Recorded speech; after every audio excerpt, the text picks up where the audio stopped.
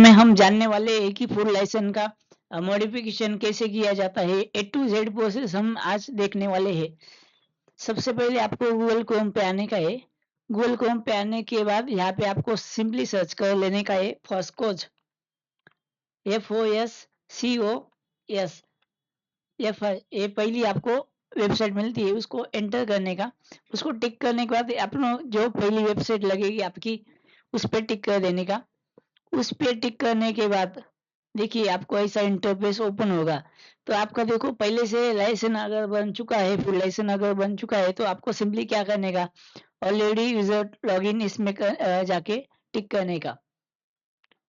Okay, यहाँ पे एक ऑप्शन भी देखो, modification of licence and registration, इसमें भी ऑप्शन होता है, इसमें भी होता है।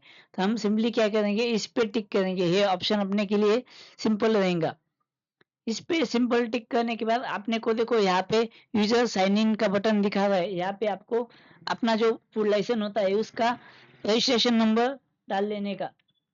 उसका रजिस्ट्रेशन नंबर हम डाल लेंगे।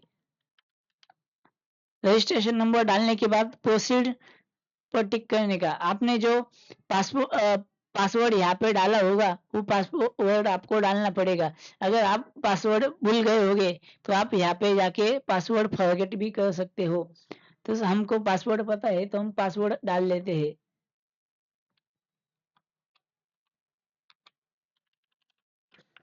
उसके बाद में हम उसके बाद हम कैप्चा डाल लेंगे। जो ऊपर जो नंबर में जो कैप्चा हो जैसे है वैसा डाल लेने का। फिर साइन इन पे टिक करने का। साइन इन पे टिक करने के बाद देखो थोड़ा लोड लेगा। तो एक मोबाइल पे अपने को एक ओटीपी आता है, ओटीपी अपने को यहाँ पे डाल लेने का। ओटीपी डालने के बाद सिंपली यहाँ पे प्रोसीड पे टिक कर देने का। प्रोसीड पे टिक करने के बाद आपको ऐसा फुल लाइसेंस का इंटरफेस दिखेगा। यहाँ पे हर तरीके ऑप्शन है। तो उसके बाद में देखो यहाँ पे मॉडिफिकेशन का ऑप्शन है। उसके बाद में देखो यहाँ पे सरेंडर का ऑप्शन है। आप सरेंडर भी कर सकते हो आपका लाइसेंस। तो हमको देखो उस फुल लाइसेंस में हम हमको एड्रेस चेंज करवाना है, तो हम मॉडिफिकेशन पे टिक करेंगे। उसके बाद में देखो एक apply for modification in licence and registration ऐसा ऑप्शन है, इस पे टिक करने का। मॉडिफिकेशन पे टिक करने के बाद देखो अप्लाई फॉर मॉडिफिकेशन पे टिक करेंगे। टिक करने के बाद आपको देखो यहाँ पे सिंपली आपका जो डिटेल है, आपका शॉप का सब डिटेल आ जाएगा। यहाँ पे रेफरेंस नंबर अपना दुकान का नाम होता है, उसकी वैलिडिटी होती है। यहाँ पे देखो आपको एक्शन बटन है, एक्शन बटन के सामने एक प्रोसीड बटन होता है। प्रोसीड बटन पे टिक करेंगे तो आपको modification certificate, are you apply for modification of certificate बता रहे हैं, तो आपको सिंपली ओके कर देने का।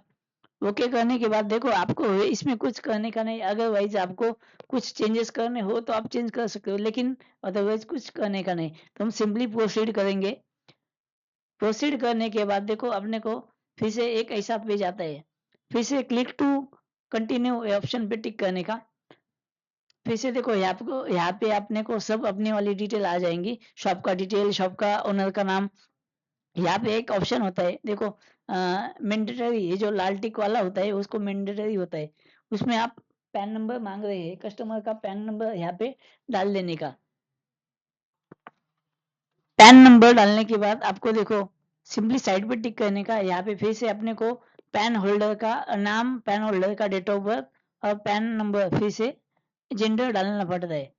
तो देखो उसका जन्म तारीख जो भी होगा वो जन्म तारीख हम यहाँ पे डाल लेंगे। सबमिट बोल देने का। सबमिट पे टिक करने के बाद देखो थोड़ा लोड लेगा। पैन डिटेल वेरीफाई होगी, अपनी पैन डिटेल यहाँ पे वेरीफाई होगी। उसके बाद में थोड़ा नीचे आने का, वहाँ पे देखो आपका जो एड्रेस है हमको वो वही चेंज करने का होगा है। तो हम यहाँ पे अपना जो नया एड्रेस है वो एड्रेस डाल लेंगे स्टेप बाय स्टेप। यहाँ पे हमने address type A to Z type कर लिया है। उसके बाद में यहाँ पे विलेज बताते हैं, वो उसको NA कर देने का। फिर नीचे आने का, पिन कोड वगैरह जो है वो रहने देने का। अगर आपका पिन कोड अगर वाइज चेंज हो जाता है तो आप चेंज कर सकते हो। उसके बाद में नीचे एक करस्पॉन्ड एड्रेस है, ये जो अपना होता है जो घर का एड्रेस है वही डालना पड़ता है।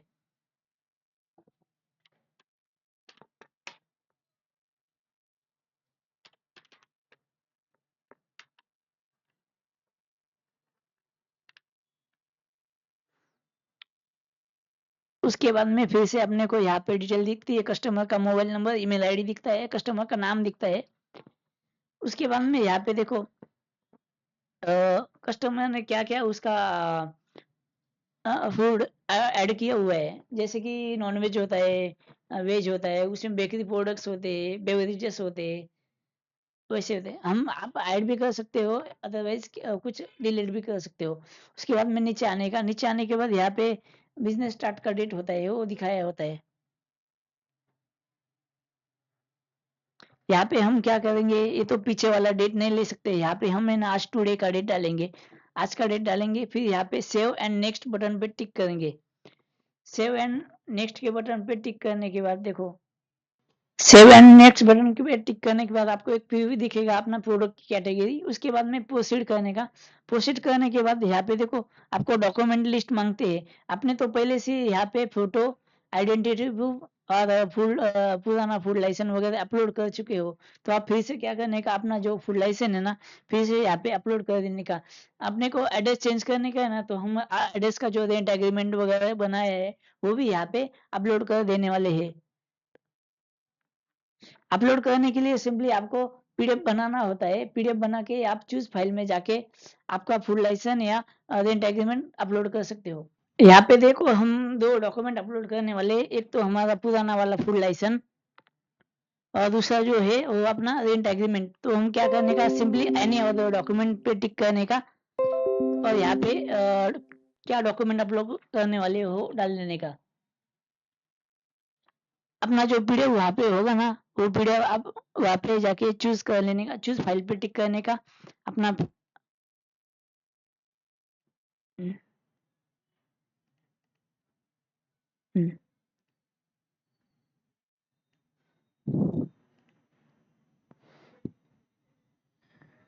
एक बार सब डॉक्यूमेंट अपलोड करने के बाद आप फिर से अपने डॉक्यूमेंट चेक कर लेने कि आपने डॉक्यूमेंट सही से अपलोड किया है या नहीं, क्योंकि अगर आपने गलत डॉक्यूमेंट अपलोड कर दिए तो आपका फॉर्म कभी भी रिजेक्ट हो सकता है, उसकी वजह से ध्यान रखें। नीचे आने के बाद आपको देखो डॉक्यूमेंट अपलोड होने के बाद यहाँ पे कंसेंट देने का, कंसेंट देने के बाद नीचे आपको ऑनलाइन पेमेंट करना पड़ता है, ये जो कि 100 रुपये होते हैं। ये जो फूड लाइसेंस का जो रजिस्ट्रेशन होता है उसका फी मिनिमम 100 रुपये होता है। हम 100 रुपये इस पे पे कर देंगे। पे करने के लिए आपको यहाँ पे एक मोबाइल नंबर डालना पड़ता है, वहाँ पे ओटीपी आता है। ओटीपी देखो सिंपली हम नंबर डाल के प्रोसीड बटन पे टिक कर देंगे। यहाँ पे आपके नंबर पर एक ओटीपी डालने के बाद आपको सिंपली प्रोसीड कर लेने का।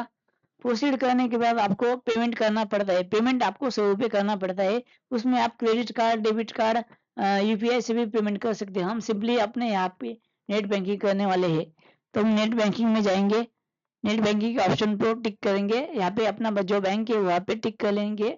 उसके बाद पे नाउ पे टिक करेंगे। पे नाउ पे टिक करने के बाद देखो अपने को 100 रुपये चार्ज और 7 रुपये का जो गेटवे चार्ज है सो लगता है। उसके बाद हम पे करेंगे। पे करने के लिए अपने सीआरएन नंबर, पासवर्ड वगैरह डाल देंगे। सिंपली हमारा यहाँ पे पेमेंट हो चुका है। पेमेंट होने के बाद आपको देखो एक रसीद दी जाती है, वो रसीद आपको ऐसी रहेंगी। वो रसीद अपने पास आप डॉक्यूमेंट डाउनलोड करके रखो। आप डाउनलोड भी कर सकते हो, अपने कस्टमर को भी दे सकते हो। उसके बाद में वो जो रेफरेंस नंबर आपको संभाल के रखने का होता है या कॉपी करके रखने का। हम देखो हम उसको आपने जो अपना एप्लीकेशन आईडी जो आपने कॉपी किया था, वो कॉपी करके यहाँ पे ट्रैक एप्लीकेशन पे जाने का। ट्रैक एप्लीकेशन पे जाने के बाद वो यहाँ पे डाल देने का एप्लीकेशन नंबर, कैप्चा डाल देने का और आपका स्टेटस चेक कर लेने का। देखो स्टेटस यहाँ पे ऐसा चेक करेंगे तो यहाँ पे आपका देखो हाँ जो प्रोसेस अपना प्रोसेसिंग टू बी इनिशिएटेड ऐसा दिखा रहा, मतलब आपका जो है फॉर्म वेरिफिकेशन को जा चुका है। ये कम से कम 10 मिनट में या उसके 1-2 घंटे में मॉडिफिकेशन होके यहाँ पे रजिस्ट्रेशन सर्टिफिकेट इशूड ऐसा बताता है। उसके बाद में फिर अपना जीमेल जाके चेक करने का, वहाँ पे आपको एक सॉफ्ट कॉपी भेजी होगी, वो आप डाउनलोड कर लेने का। धन्यवाद दोस्तों। जय हिंद, जय महाराष्ट्र।